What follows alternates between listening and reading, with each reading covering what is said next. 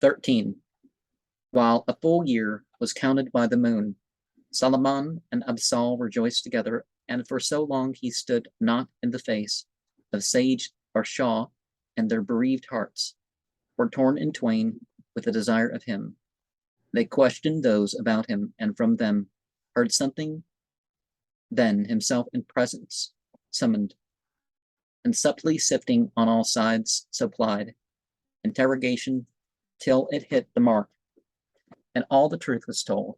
Then sage and Shaw struck out with hand and foot in his redress, and first with reason, which is also best, reason that rights the retrograde, completes the imperfect, reason that unites the not, for reason is the fountain from of old, from which the prophets drew, and none besides, who boasts of other inspiration lies.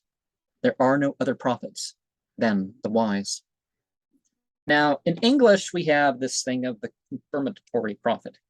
We have the sectarian prophet and the satanic prophet. Of course,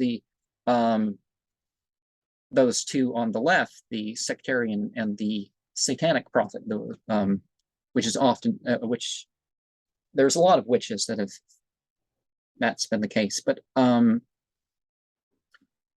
one's coming for some dispensationalist thing. The message has been set. We can ever expound it to refer to all good and all truth, and that's been the question.